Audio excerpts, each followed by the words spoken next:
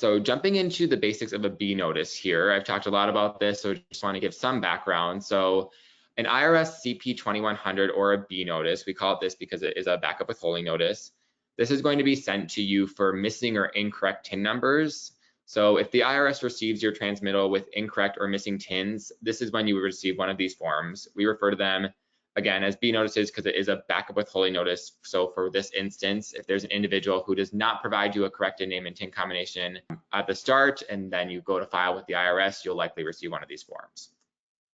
When you do receive one of these forms, it is your job to then solicit that payer with a W-9 to get that corrected information. And if they don't return that information or the correct information, backup withholding must be implemented to that payee for future payments. This could be remitted to the IRS via Form 945, and this applies for majority of your 1099s that you may send, including the DIV, 1099 int, K, MISC, NEC, and more.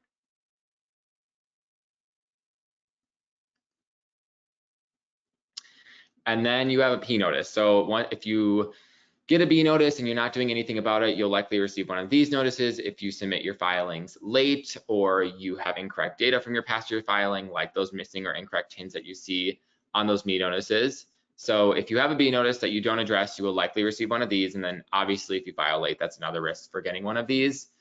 This is technically known as an IRS Notice 972CG.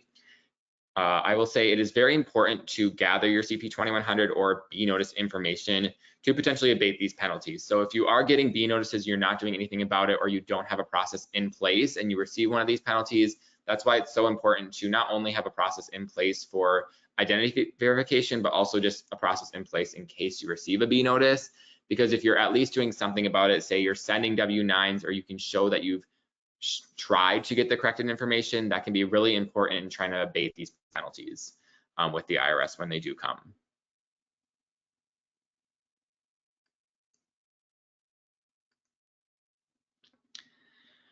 All right, so before we move into our next section of the benefits of proactive tax identity management, I just wanted to put some questions on the screen here, and these are very important to ask yourself as you're going through not only the 1099 season, but year round. From a tax compliance standpoint, you should ask yourself, is your vendor's W-9s information correct? Has a payee information changed? And does your data match the IRS record? So obviously, if you're doing some sort of TIN matching, you should be able to answer these all very confidently. But if you can't, that just kind of poses the question of, are you doing the right thing when it comes to identity verification for your vendors, customers, or payees? For payment fraud, is this person a real person or entity? Has the identity been stolen? Are you checking?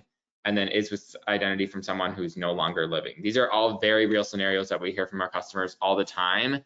And again, if you can't answer these questions, it really begs the question of, are you doing any proactive identity verification? And then something else to think about is reputational risk. So do you hire any foreign contractors? Is your payee on a sanctions watch list?